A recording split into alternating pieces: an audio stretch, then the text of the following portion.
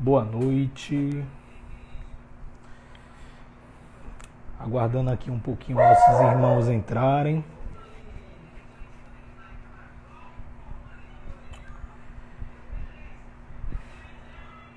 Deixa eu já convidar aqui nosso irmão. É só esperar nosso irmão entrar. Boa noite. Boa noite a todas e todos, tudo bom? Tudo bom, meu querido? Prazer em tê-lo aqui na nossa live, a live da Prazer é UNESG. nosso. Eu vou só fazer uma pequena abertura aqui e fazer a prece inicial para passar a palavra para você.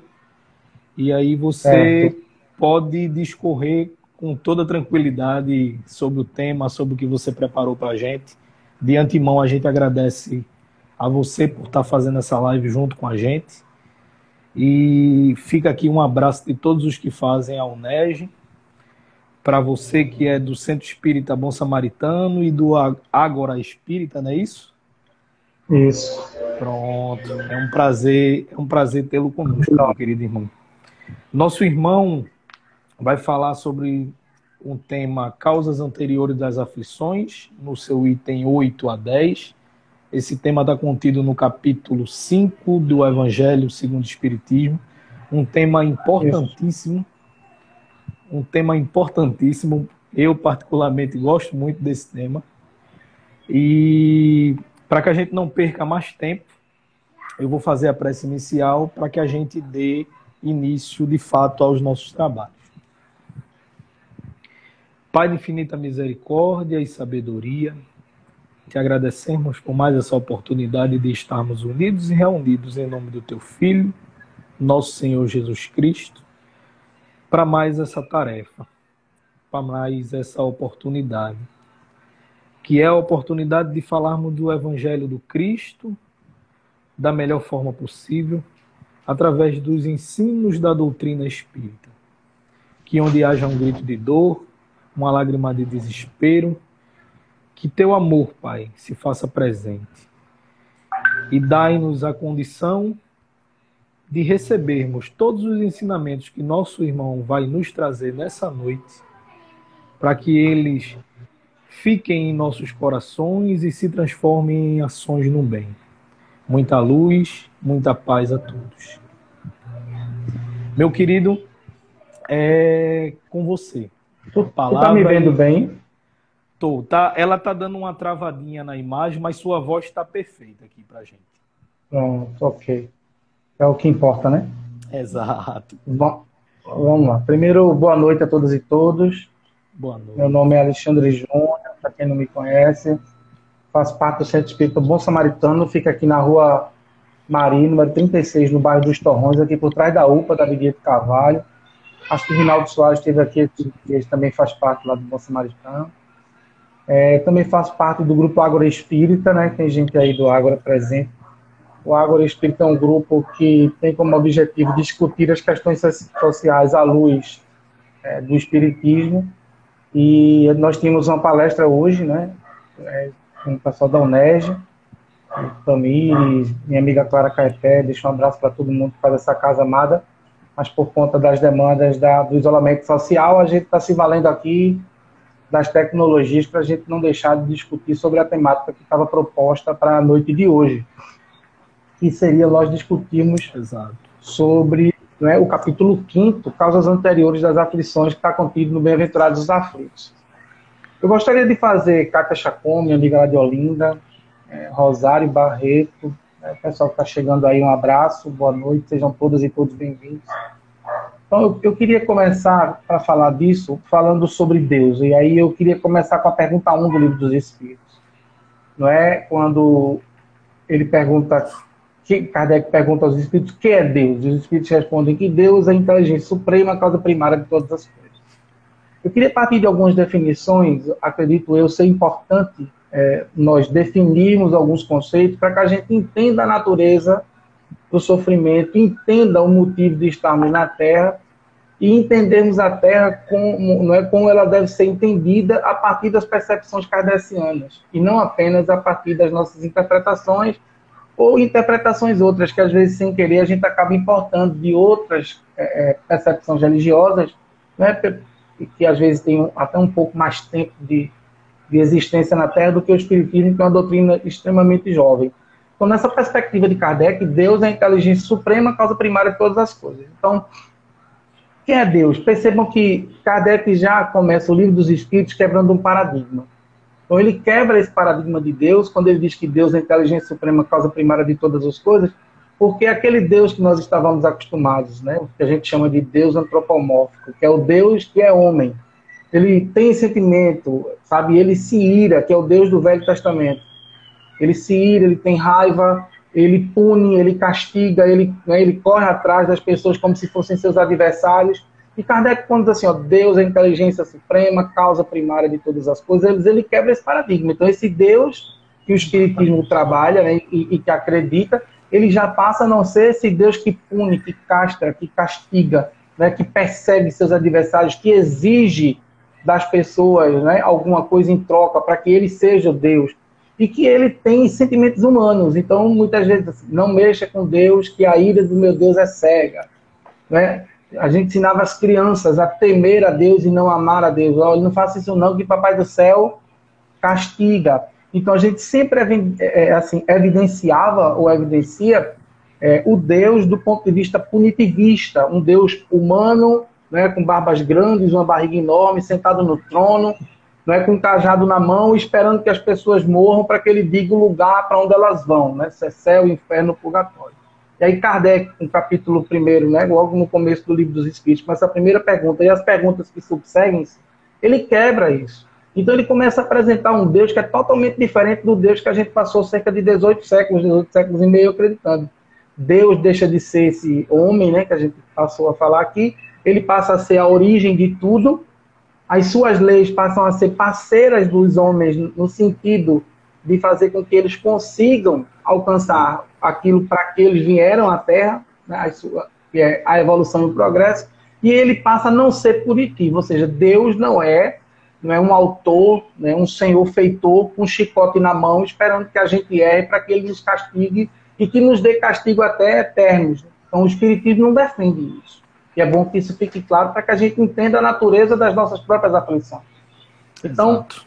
Eu acredito que o primeiro ponto é a gente entender Deus. Então, Deus, para nós, hoje, na nossa percepção, Deus é sinônimo de soberania, bondade e justiça. Perfeito. Deus não é sinônimo de punição, castração ou nada que o valha. É bom a gente discutir isso, eu acho bastante interessante, porque eu acredito que determinadas discussões, elas não têm uma percepção plena do ponto de vista da doutrina espírita, se a gente se basear apenas na literalidade, naquilo que está escrito, sem outras pesquisas que não seja apenas aquele texto. O Espiritismo ele não se dá apenas pelo Evangelho segundo o Espiritismo. O Espiritismo se dá por todo um compêndio de literaturas que precisam ainda serem estudadas e que ainda não são estudadas, como todas as revistas espíritas que vão, por exemplo, de 1858 a 1869, né, com todos os livros que foram escritos por Kardec, né, o Espiritismo na sua expressão mais simples, que é uma brochura, né, pessoal Felipe, o pessoal que está chegando do agro aí, meu abraço, boa noite. Né, isso são coisas que ficam claras. Então a gente entendeu Deus, que não é antropomórfico, ou seja, não é homem, não pune, não castiga, sinônimo de amor, soberania e justiça. As suas leis têm o objetivo de nos auxiliar no processo evolutivo, no processo, né, do progresso, e não nos punir de forma dura, como a gente às vezes pensa. E aí a gente começa a entender outras coisas. Vamos entender, então, depois de Deus, o que é, ou o que vem a ser, a percepção de reencarnação. O entendimento de reencarnação. Reencarnação, para muita gente, torna-se, muitas vezes, é um processo vicioso de fazer com que o mal de Deus se estabeleça. Ou seja, a gente, quando parte da premissa de que Deus é esse cidadão que pune, né, a reencarnação muitas vezes é compreendido como sendo o recurso do qual esse Deus se utiliza para poder exercer a sua punição sobre as pessoas.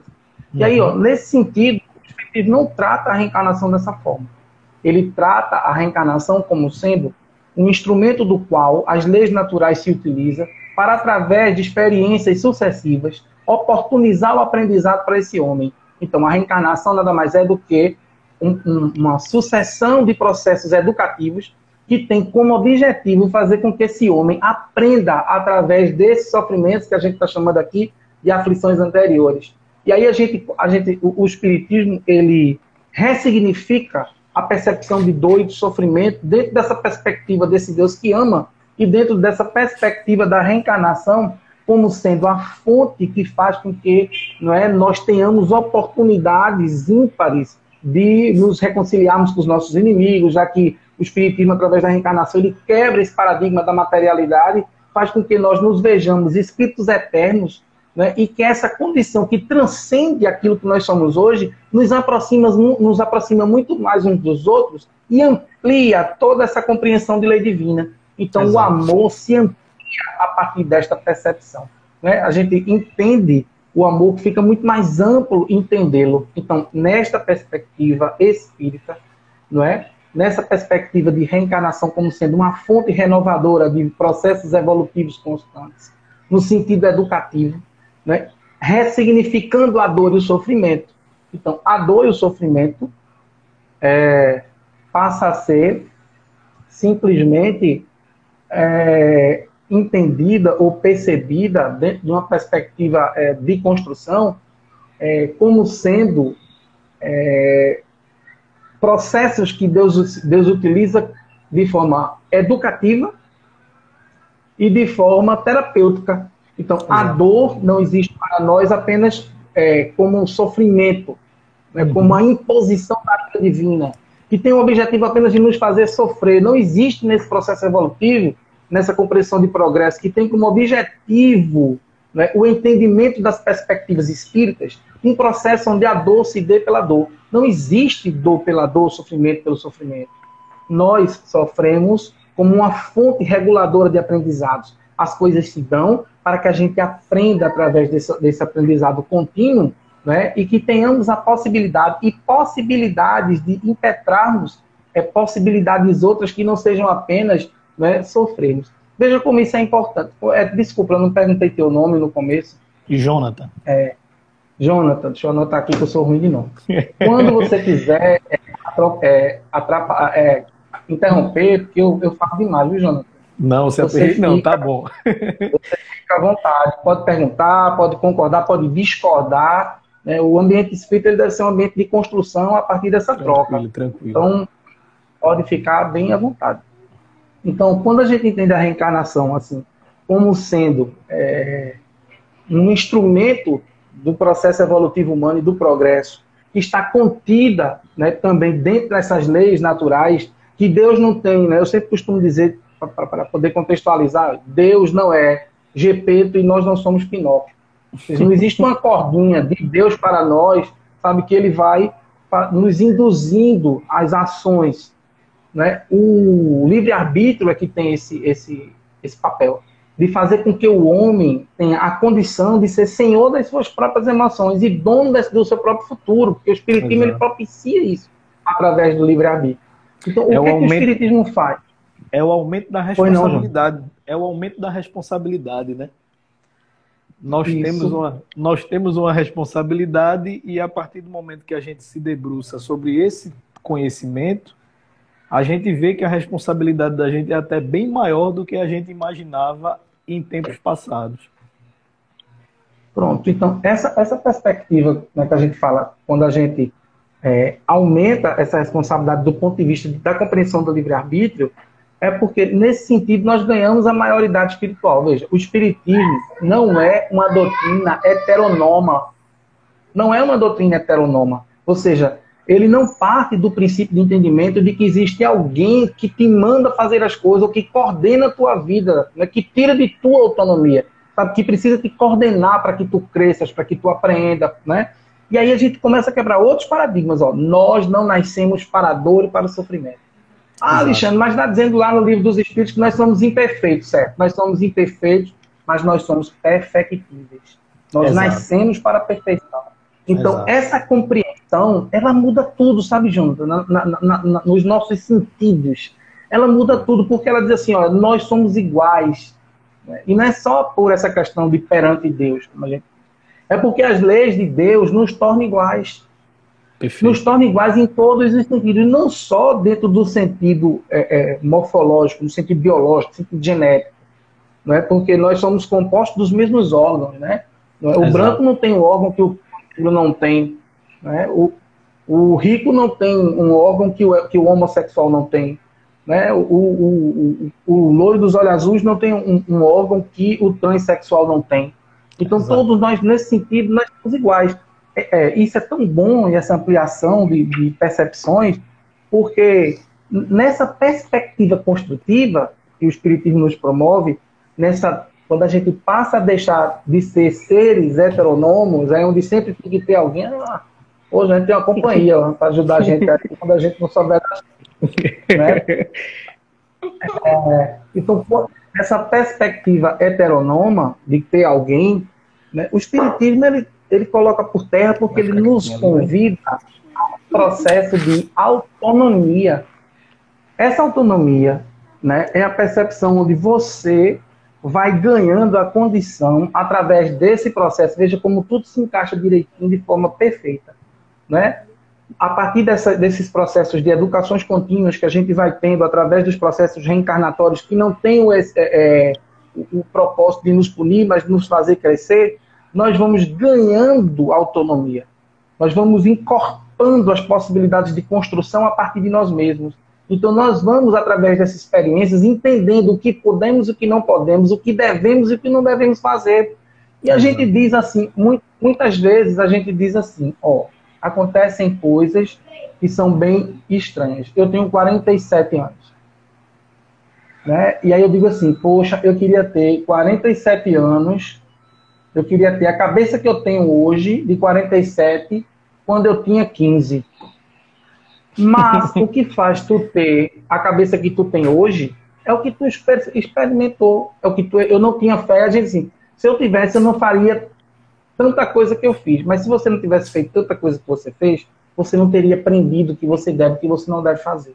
Então, mesmo. nesse processo de construção da autonomia, nesse processo da construção e da percepção das diferenças, que nós somos diferentes, que a gente pode perguntar assim, depois de falar nisso. O comportamento humano é igual? A gente age igual diante das dificuldades? Ninguém age igual. Porque embora sejamos criados simples e ignorantes, com as mesmas perspectivas do ponto de vista do progresso, nós não agimos de forma igual. Cada um vai agir conforme as suas experiências e as suas aptidões, aquilo que você já construiu. Outra coisa que o Espiritismo faz, antes de eu voltar a falar a questão do comportamento humano diferente, né, ele amplia essa percepção das possibilidades da construção do belo através das suas próprias ações. Porque nós somos copartícipes da criação humana, da criação divina, perdão. Deus não nos criou apenas como observadores, como pessoas que vieram para a Terra observar os fenômenos sociais acontecerem como se nada fosse conosco, né? Nós estamos emergidos, imersos dentro desse processo. E são esses processos sociais que a gente cresce. Não há como crescer, porque o homem é um ser social. Então não tem como a gente entender toda essa dinâmica de evangelho, toda essa dinâmica, né, de dores, de sofrimentos, sem que a gente perceba o nosso papel. Qual é o nosso papel? Então, o nosso papel ele poderia ser tornar-se autônomo através da percepção do amor. Então, quando o homem não ama, ele se abraça com o sofrimento nessa perspectiva de poder fazer com que ele entenda que ele distanciou-se da linha geral do progresso. A linha geral do progresso é que cria as perspectivas do desenvolvimento humano. Então, quando ele começa a se sentir espírito imortal, entender que esse corpo físico é apenas um instrumento do qual esse espírito se utiliza para que se dê o processo dos desenvolvimentos sociais e assim ele se utilize da reencarnação como uma ferramenta produtora de progresso e ele aproveita as oportunidades que lhe são dadas para que ele cultive a semente do amor e assim ele traga poucas consequências danosas para a sua própria vida, para a sua própria condição. Então, isso denota, sabe, Jonathan, que nós temos comportamentos diferentes, porque, embora tenhamos sido criados simples e ignorantes, né, nós fizemos escolhas diferentes durante o nosso processo encarnatório. Ninguém escolhe. Tem 3 filhos e tem 3 possibilidades e cada um vai escolher de um jeito. Porque as pessoas têm aptidões diferentes, elas desenvolveram aptidões diferentes. Elas têm necessidades diferentes. Outra coisa que o Espiritismo disserra como paradigma é a ideia de que, porque estamos no mundo de prova e expiação, só tem coisa ruim dentro da gente, sabe? Não, é pequenininho, um dia eu chego lá, né? Aí, não, meu irmão, vem aqui fazer uma prece para começar o trabalho. Não, não posso, não, eu estou muito verde. Aí fica podre, cai do pé e não faz a prece. Exato. Perde a oportunidade de poder produzir algo que seja positivo pelo outro. Então ele começa a dizer assim, ó, não, você, espírito imortal que habita este corpo, você é feito, produzido de experiências positivas e de experiências que lhe dão a necessidade de transmutação. Você precisa transmutar ainda em alguns pontos da moralidade, do seu psique, do emocional, do afetivo. O Espiritismo diz assim, ó, que você é esse compêndio ainda de coisas que precisam mudar, mas de coisas que já estão se estabelecendo. A gente começa a entender quem nós éramos dentro do processo civilizatório, o que nos dava prazer dentro desse processo civilizatório e o que nos dá prazer nos dias de hoje. Com que a gente se contempla, com que a gente fica feliz em produzir. Hoje nós poderíamos estar fazendo outras coisas, mas nós estamos aqui. Nós escolhemos estar aqui. E depois da gente entender toda essa dinâmica operacional do progresso, que é mais ou menos assim que ele se dá, em linhas gerais, né, para a gente poder falar, a gente começa a entender que cada ação que nós temos, ela gera para nós uma reação. Né? Cada ação ela tem um efeito, nada fica solto, aleatório. As ações elas vão exigir contra-ações que estão embasadas naquilo que a gente produz, de positivo ou de negativo, ou seja lá como for que se dê esses processos. Eu não gosto muito da palavra negativa, eu prefiro usar a oportunidade de mudança. Né? Porque mostra assim, nós temos coisas para mudar, mas a gente precisa também falar daquelas coisas que já foram construídas e estão se estabelecendo, se estabilizando já dentro de nós. Aí seria, se a gente pudesse falar, entender Jesus dentro disso tudo. Agora, entender o Deus, reencarnação, entender como que os diferentes processos do comportamento humano, esse processo evolutivo que se dá de várias formas, de diversas maneiras, né, humano, e entender Jesus dentro desse compêndio. Aí quando os Espíritos dizem, vê de Jesus, lá quando pergunta qual modelo iria ser seguido, aí que Jesus a gente está falando? Porque assim como Deus para o espírita não é aquele Deus que pune, o Jesus para o espírita não é aquele pregado na cruz. Exato. O Jesus para nós é o homem, aquele que moveu e quebrou paradigmas através da sua própria postura. Aquele que curou o sábado quando era proibido, aquele que conversou com as mulheres quando não se podia, aquele que foi de encontro a todas as leis sociais e humanas que não eram boas para a sociedade. Eram leis humanas que não produziam para a coletividade benefícios, ou seja, as minorias naquela época já existiam. Então Jesus andou com todas as minorias e ele foi questionado muitas vezes por isso, por Pedro e por outros que não entendiam por que ele tinha com aquelas pessoas, por que ele conversava com as mulheres quando era proibido falar com as mulheres, por que ele andava entre os bêbados, entre os tropiados, por que ele andava no meio do povo, por que ele estava com os pobres. Então o Jesus que a gente estuda dentro da doutrina espírita é o Jesus que estava junto aos pobres, junto aos miseráveis, junto àqueles que precisavam, aos doentes. É o Jesus que se posiciona, né? Também. É o Jesus que não se cala, né? Ante a injustiça. Diante as injustiças sociais. Exatamente. Então, esse Jesus que a gente estuda para poder entender, né, e fazer essa junção daquilo que a gente foi dito, ele não só não era omisso, como ele ficava indignado com as injustiças sociais. Então, é impossível você ver injustiça social e não se indignar. Sabe? Perfeito. É como diz todo mundo fala de Martin Luther King, quando ele diz que o problema não está no que faz os maus, mas na omissão dos bons. Então Jesus entendia isso. Então ele andava com todo mundo, né? E ele subvertia as leis vigentes, por isso que Jesus foi julgado por 2 estados consecutivos. Ele foi julgado e condenado por 2 estados. Então Jesus foi considerado o subversor da ordem. Por quê? Porque as pessoas tinham medo do poder dele porque acreditavam num reino humano, num reino de armas, que parece que não é muito diferente do que a gente está vivendo nos dias de hoje, né? Num reino de violência, porque não entenderam o recado que ele trazia. Então Jesus que o Espiritismo o Espiritismo apresenta e que o Espiritismo estuda, é esse Jesus que se apresenta a partir do amor. E veja, ele revoluciona. Vejam quantos paradigmas a gente quebra. Vamos quebrar esse paradigma a partir de Jesus para a gente poder entender onde estamos dentro de todo esse conceito de ordens, não é? Quebrando esse paradigma. Então, Jesus chega num momento onde a palavra de ordem era olho por olho, dente por dente. A lei convidava as pessoas a serem apedrejadas dependendo de que tipo de coisas elas tivessem feito, de crime elas tivessem cometido. E Jesus diz, olha, atira a primeira pedra aquele que tivesse em pecado. Ele começa a falar com o publicano. Ele tem conversa com os fariseus. Ele vai até os templos. Ele não se esconde da sociedade. Veja, como é que a gente pode... A mulher deposita 2 moedas, ele diz que ela foi quem mais ofertou. Pronto, que ela deu, que fez verdadeiramente a caridade. Exato. E aí, hoje eu percebo que se a gente não tiver cautela, né, e cuidado para discutir as questões que envolvem esse personagem tão caro para nós, que é Jesus de Nazaré, a gente acaba não entendendo verdadeiramente qual é a função dele nessa compreensão que a gente tem nesse processo da doutrina espírita. Né? Então, entender esse Jesus dentro desse processo, para a gente poder entender de que Deus a gente está falando, entender a reencarnação como um mecanismo dessas leis naturais, no sentido do desenvolvimento humano, de fazer com que esse ser humano cresça, que as suas aptidões sejam colocadas para fora, que aí alguém falou em Dora Encontre, que é isso que fala a pedagogia espírita, nesse processo de eclodir potencialidades, mas isso é um processo, não é uma coisa aleatória, nem à toa. Isso mostra muita coisa também, e aí eu queria abrir um parênteses, mas é bem verdadeiro isso.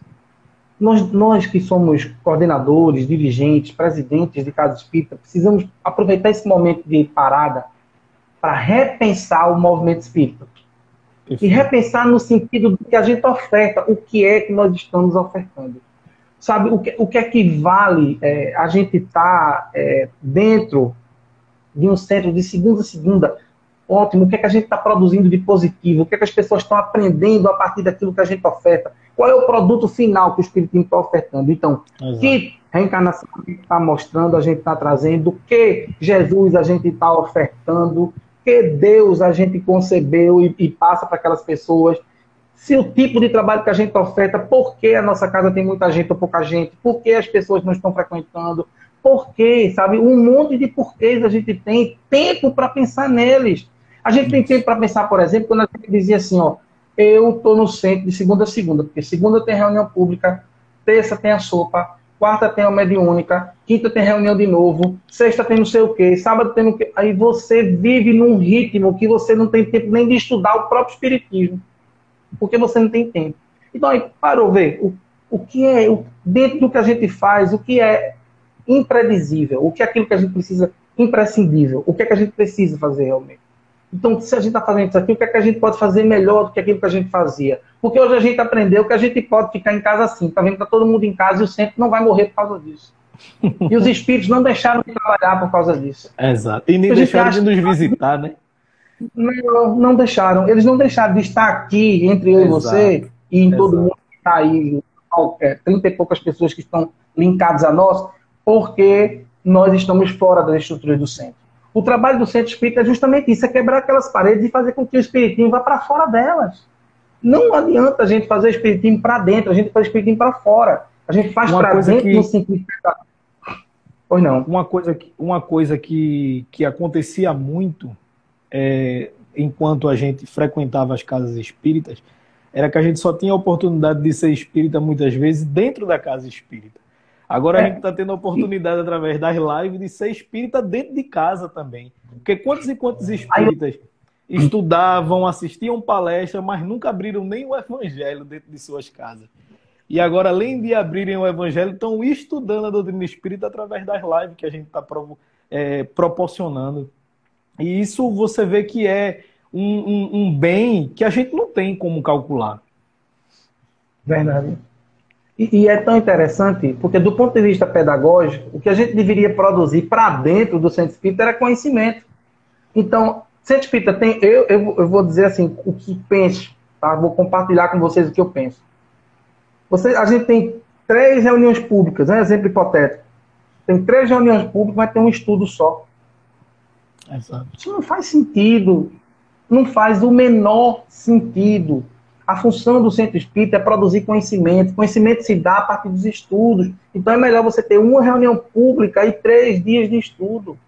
Ah, mas as pessoas não gostam de estudar, é por isso que a gente tem pouco. Então é por isso que a gente está esvaziando.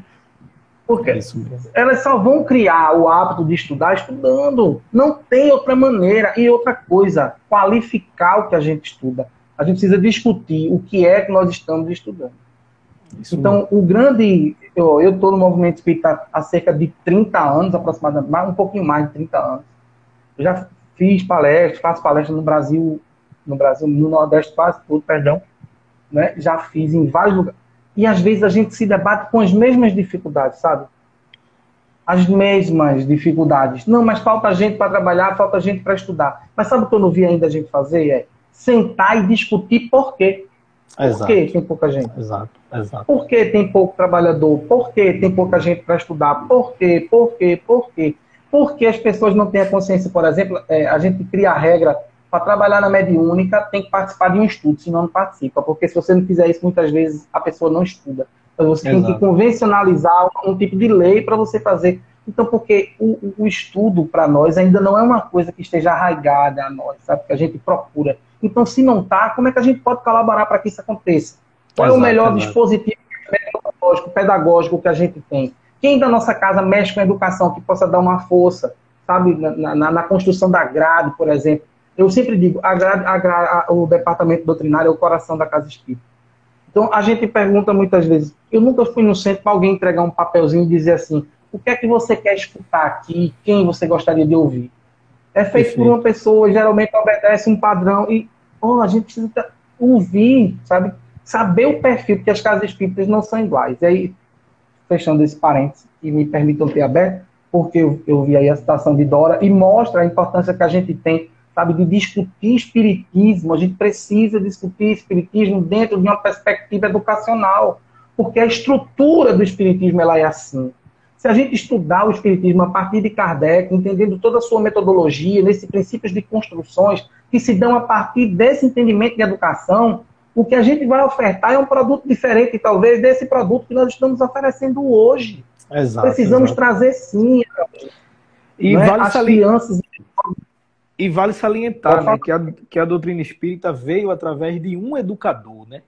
Então, faz mais do que faz sentido total que as pessoas que trabalham na área da educação, que elas tentem desenvolver e que isso seja aceito pelas diretorias, que seja realmente criado uma fórmula, um método, para que a gente melhore as nossas aptidões em relação a estudo.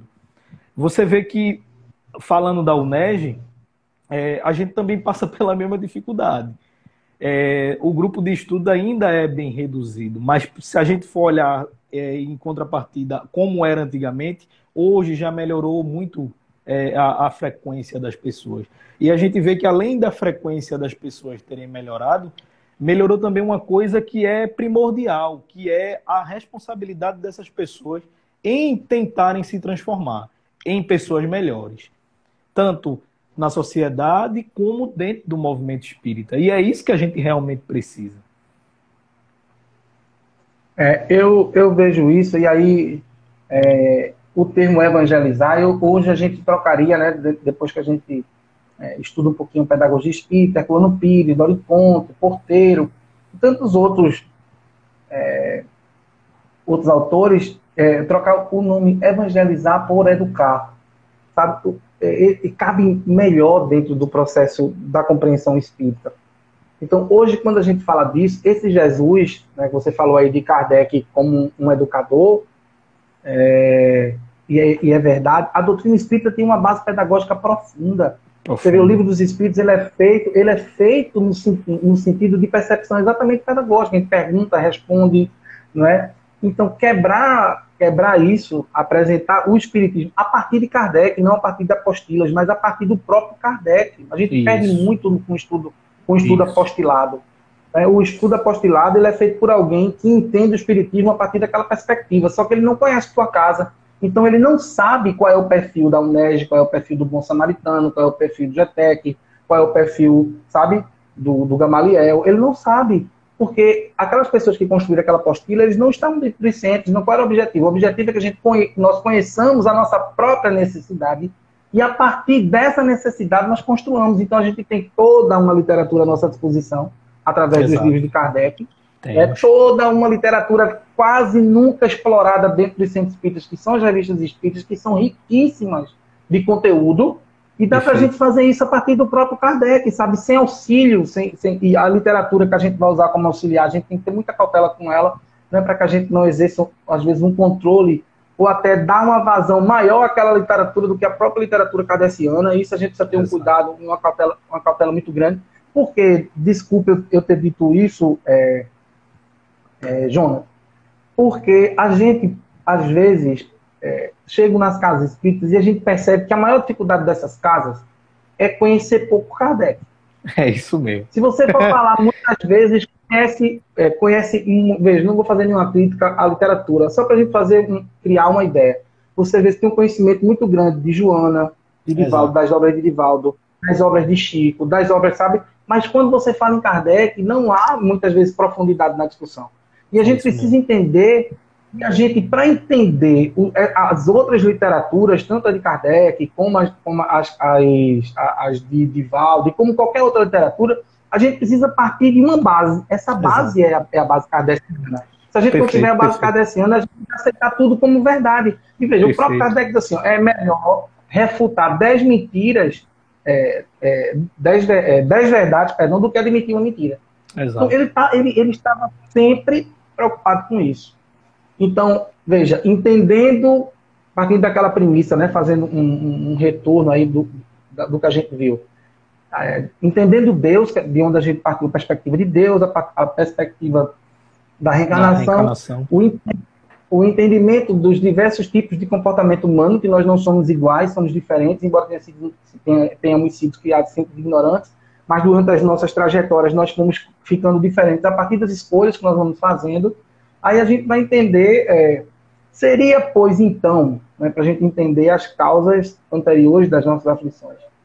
Se todos nós somos diferentes, seria justo Deus nos punir de forma igual? Não. Se somos diferentes? Não tem como. Não é? Então, se o Espírito acredita que Deus é sinônimo de soberania e justiça, tem alguma forma de entender aí que não encaixa quando a gente fala de tudo isso que a gente discutiu, quando a gente fala desses sofrimentos. E aí há uma coisa que às vezes se estabelece, que tudo que acontece na nossa vida é consequência do nosso passado, como se a gente ignorasse a forma que a gente vive hoje. Por exemplo, houve um relaxamento do governo com relação ao isolamento social para algumas categorias que trabalham, né? Mas a gente está vendo que isso foi feito no período no pico. Ontem, segundo dados, desencarnaram 1.300 e poucas pessoas no Brasil vitimadas pela Covid. É praticamente um minuto. Eu estou enjoado de ficar em casa e resolvo ir para o shopping passear, porque eu não aguento mais o isolamento social. Sim. E aí eu vou e contamino a Covid, fico doente, desencarno. E assim, não, tá na tua programação. Foi Deus que quis assim, ó. Pera aí. Existem atenuantes e agravantes, e existe a transgressão. Você transgrediu o que diz a ciência. A ciência diz, ó, quem puder, fique em casa. Perfeito. Quem puder, fique em casa, né? Ó, você tem que trabalhar, você escolhe, ou é demitido ou vai para o trabalho. Aí você vai fazer a sua análise. O que é que você escolhe? Tem gente que não está em casa. Tem gente que nem casa tem para poder ficar em casa. É uma discussão que a gente precisa ter também, né, nessa perspectiva. Porque senão a gente acaba usando as próprias leis divinas para justificar a desigualdade social. Então, aquele que é rico está passando por uma prova. E o que é pobre, não. O que foi que ele fez para estar daquele jeito? Fez alguma coisa errada. Senão, não estava sofrendo assim. Então, você usa 2 pesos e 2 medidas para justificar as dores e os sofrimentos. Então, não é por aí que o Espiritismo não fala disso. E quando a gente lê esse capítulo, né, e a gente começa a ver como isso se dá e de que forma se dá, a gente começa a perceber que às vezes nos falta exatamente isso que eu falei agora, essa compreensão de Kardec para a gente poder entender quais são as causas atuais dos sofrimentos humanos, quais são as causas anteriores das aflições humanas. Porque elas existem, elas existem provas sim, né? Mas elas não estão em tudo, bem como aquilo que acontece conosco não é só culpa do coitado dos obsessores. Exato. Dão a eles, às vezes, poderes que eles não têm. Isso. E a gente acaba heredando por uma discussão do mal e a gente esquece de discutir, sabe, o que funciona positivamente na condição de vida humana. O que é que faz com que esse humano seja melhor? O que é que faz com que a doutrina espírita ela consiga ser exatamente essa doutrina pedagógica, essa doutrina educacional, essa doutrina que nos oferta a possibilidade de transformarmos a nossa própria vida a partir das nossas próprias concepções e percepções, analisando exatamente as nossas próprias posturas e condutas, sem estar preocupado exatamente com o que o outro faz, fez ou está fazendo. A gente às vezes está o tempo todo, o menino pequeno diz ao pai, né, tem 2 filhos, não faço não, pai, foi ele que fez primeiro. Quer dizer, o fato dele ter feito primeiro dá a você a condição de fazer também. E às vezes a gente quer ter essa relação com Deus. E o Deus que o Espiritismo estuda, que o Espiritismo trabalha e que a gente já discutiu aqui, ele não estabelece privilégio. Não existe prosélito, essa percepção. As leis humanas, elas têm exatamente essa pegada, a de fazer com que nós tenhamos a possibilidade de exercer, né, conceitos, possibilidades que se dê a partir de uma percepção de desenvolvimento humano. É imperioso que nós tiremos o espiritismo da linha do misticismo, do igrejismo, da percepção da religião pela religião, sem entender o sentido de religiosidade. Porque a gente às vezes não sabe e a gente acaba trazendo, por exemplo, o entendimento de karma, que se dá muito quando a gente fala de provas anteriores das aflições, né, de causas, perdão. O karma não é um conceito espírita. Ele é vivenciado dentro do movimento espírita brasileiro, mas não está em Kardec. Você pode procurar que você não vai achar. Não tem. A palavra Perfeito. Karma. Não tem. E a gente ainda mudou o sentido da palavra, porque para nós karma é só uma coisa ruim. Para o budista, para o hindu, o karma pode ser um karma positivo ou um karma negativo. E para a gente não. É no karma da pessoa. E o que é karma? Para nós, o que é karma? Como é que está a justificativa desse karma dentro da literatura espírita, dentro da literatura kardeciana?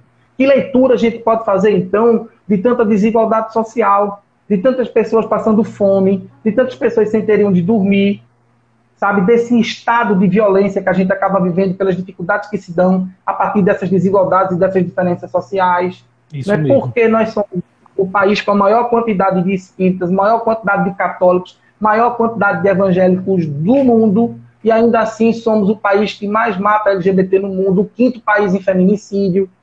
Exato. Então, essas questões a gente não consegue ter, a gente precisa ter dentro do centro espírita.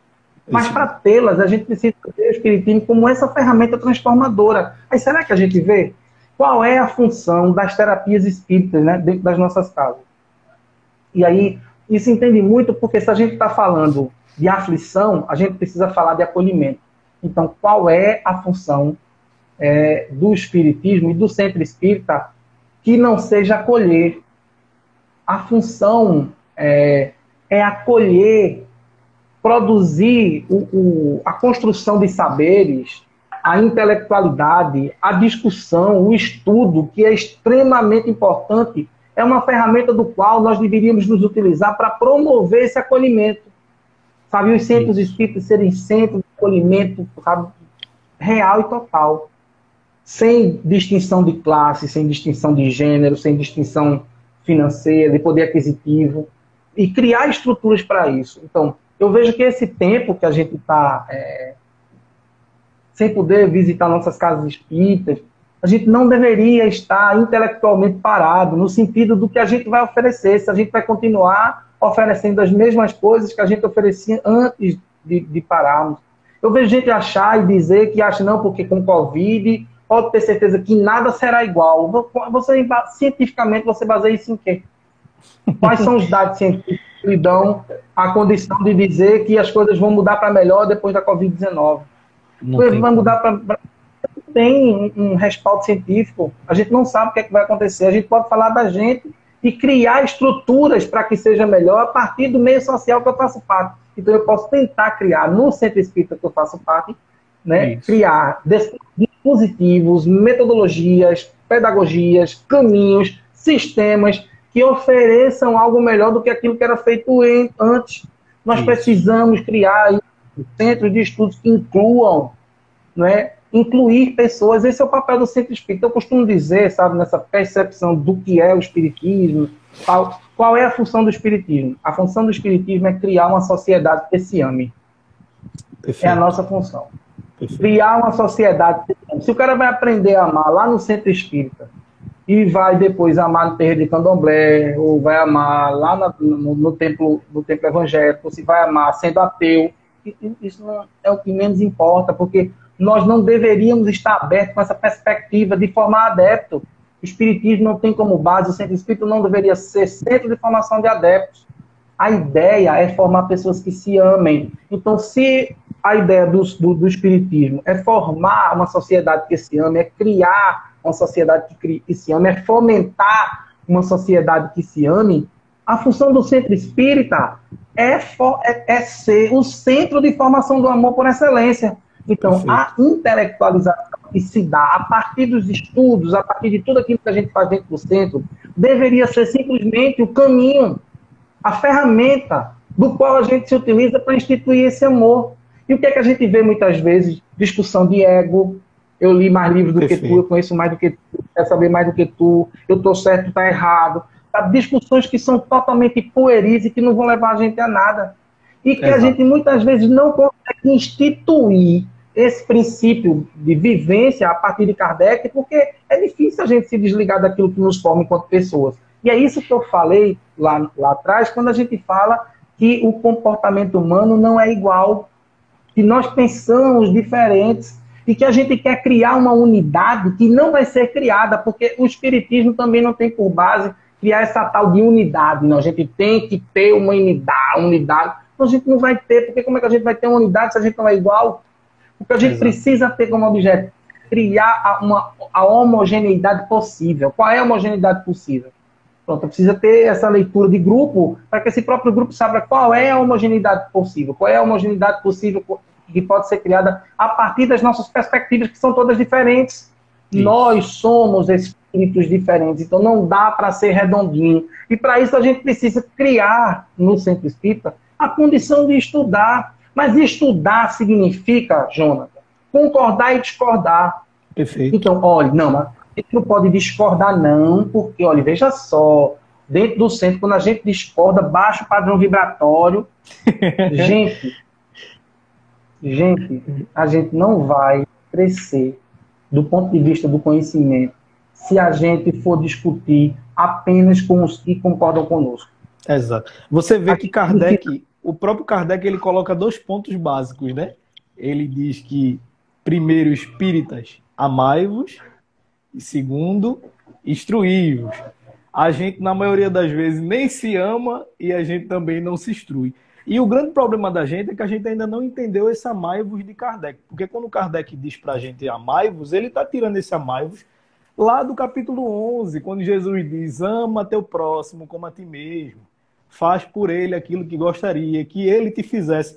Porque se a gente pautasse nossas relações, principalmente dentro da casa espírita, sobre esse aspecto desse ensino maravilhoso de Jesus, a gente certamente evitaria atritos e mais atritos. E a partir daí, se nós nos dedicássemos estudando, para que a gente entendesse que a gente estuda, para que a gente melhore, e não para que a gente seja mais inteligente ou para que a gente se sobressaia sobre o outro, a unificação das pessoas dentro do centro espírita seria muito melhor.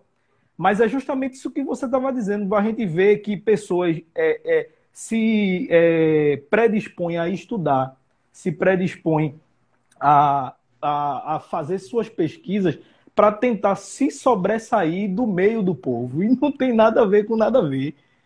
E essa é um dos grandes atrapalhos, não só no meio espírita, mas em todo o meio religioso, por assim dizer. Então, a partir do momento que a gente entende nosso lugar naquele meio que a gente está inserido, que é tudo que você já vinha nos dizendo, e que a gente entende a perspectiva de Jesus, a perspectiva de Deus, a perspectiva da reencarnação, a gente começa a ver que a gente precisa agir diferente para que a gente, além de se responsabilizar pela parte que nos toca na obra da criação, que a gente faça a nossa contribuição para que a obra de Deus seja feita de uma forma mais louvável, porque isso depende da gente como sociedade. Eu vejo tudo isso, Jonas, porque nós precisamos urgentemente transformar os nossos centros espíritas, ao invés de igrejas, templos, em local de discussão social. Exato. A gente precisa discutir dentro dos centros. Os estudos precisam partir dessa discussão. Porque, veja só, entender a dinâmica, e aí eu insisto nesse conceito, sabe, nessa necessidade de estudar Kardec. A gente precisa estudar Kardec. A gente precisa conhecer o pensamento kardeciano, o que é que ele pensava. A gente precisa, por exemplo, dar uma viajada até a França do século XIX, para fazer uma anacronia, sabe, para poder entender o que se entendia naquela época, por exemplo, por política, por sociedade, por economia, sabe? E isso é imperioso, porque se você não fizer isso, você não vai trazer uma interpretação da doutrina para os dias de hoje que seja justa, coerente com o que a gente está vivendo e que possa criar links, sabe? Que possa criar links para o momento atual. Então nós ficamos aí, dizer assim, não, a doutrina está atrasada. A doutrina não está atrasada. A metodologia que a gente usa é que não é coerente muitas vezes. Então a gente precisa saber o que é que eu conhecia, o que é que acontecia na França de Kardec. Será que dá para a gente partir da mesma premissa, do ponto de vista histórico, sem respeitar as historicidades do nosso próprio país? Entender que, enquanto país, nós somos totalmente diferentes. Diferentes, exato. Quando a doutrina espírita surge lá no século XIX, né, e Kardec lança o Livro dos Espíritos lá, a França, ela era quem vendia, promulgava, distribuía cultura para o mundo. Por isso Paris é chamada da Cidade de Luz. Exato. Então, como funciona isso aqui? Aí vem para um lugar, né, chamado Brasil.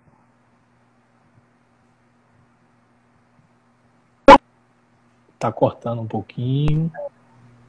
Voltou? Voltou. Pronto.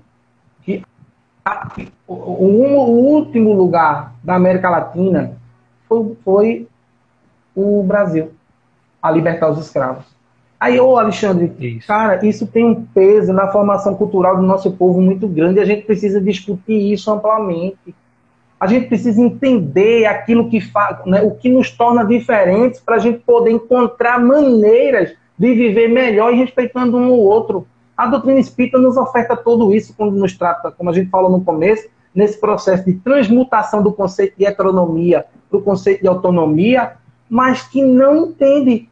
As pessoas não entendem, então a doutrina espírita não te ensina a ser heteronomo, ela não te ensina a pensar a partir de alguém, ela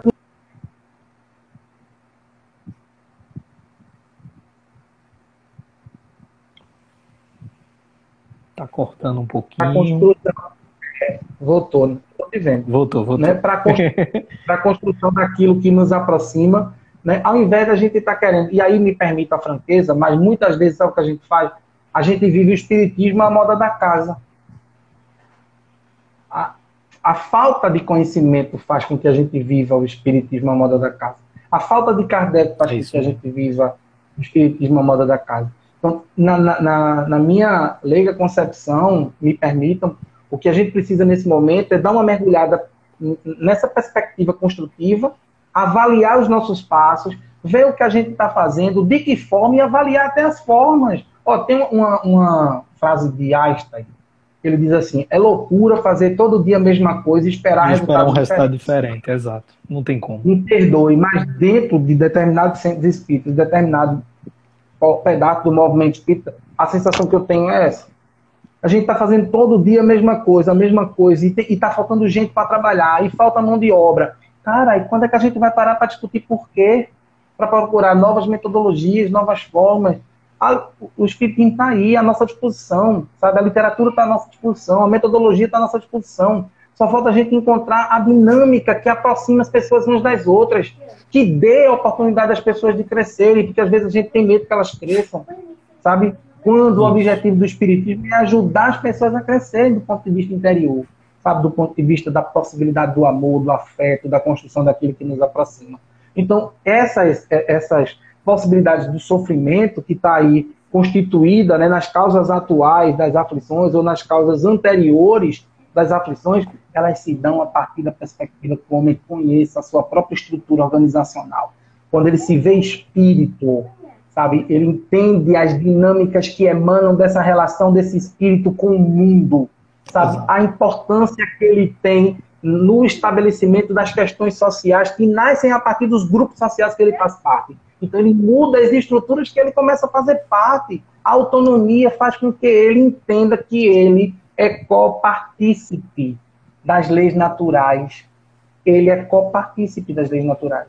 Ele é ser integrante. O espiritismo, essa coisa de autonomia, ela faz com que a pessoa deixe de ser coadjuvante e passe a ser protagonista. O espiritismo, ele produz, ou deveria produzir protagonistas, e não produz como deveria, como pode, porque ainda é uma ciência desconhecida. Infelizmente, querido, ainda é. A gente tem 3 minutinhos. Eu vou pedir que você faça as suas considerações finais, e vou pedir que você faça a prece de encerramento para a gente. De antemão, eu já lhe agradeço. Prazer em lhe conhecer, eu não lhe conhecia pessoalmente. Adorei seu trabalho. A gente roga aqui nesse instante que os bons espíritos continuem a te iluminar, continuem a trazer reflexões para que a gente continue discutindo e pensando o espiritismo de uma forma que a gente consiga agregar sempre. E é isso. Muita paz. Que Jesus te abençoe, meu irmão. Valeu. Eu quero agradecer a todo mundo que está aí presente. Vivalquíria, Patrícia, pessoal do Gamaliel, da UNED, do Aeteu. Todo mundo. Agradecer aí a Tamires pelo convite. A todo mundo que faz parte dessa casa. A Liné, que não vi por aí, mas que deixo meu abraço para ela também. Perfeito. Para Clara, para todo mundo que faz essa casa amada e querida. Dizer a vocês, a Eduardo, que está aí também, dizer a vocês que foi um prazer muito grande estar aqui. Deixo um abraço fraterno e amigo de todos que fazem o Centro Espírita o Bom Samaritano, como também do Grupo Ágora Espírita. Dizer que a gente, dentro da medida do possível, a gente está à disposição dessa casa irmã e dessa casa amiga. Agradecemos. Vamos à prece. Vamos fazer a prece? Vamos lá.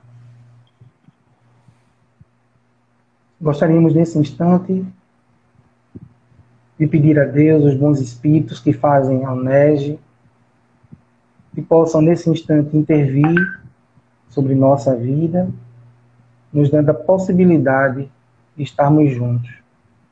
É importante essa interação de afetos, de mentes que pensem no bem, na prática do amor, na benevolência e no bem social. Deus nos abençoe, nos dê muita paz, uma semana de tranquilidade. Alexandre, meu querido, te agradecemos e beijo para todo mundo aí. Aproveitamos, né, a oportunidade para agradecer a todo mundo que participou.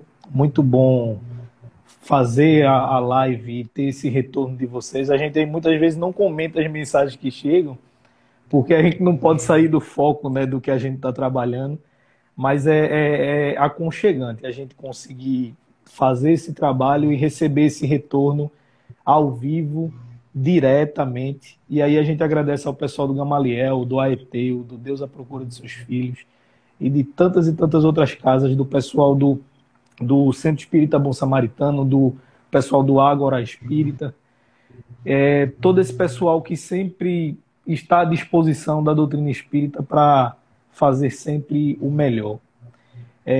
Como um amigo meu gosta de dizer, que a gente lembre-se sempre que Jesus é o bom pastor, que ele nunca nos faltará e que o passo mais importante que temos que dar em relação à nossa vida espiritual é aceitarmos Jesus como nosso Salvador, como nosso guia e como mestre dos mestres que Ele é. Muita paz.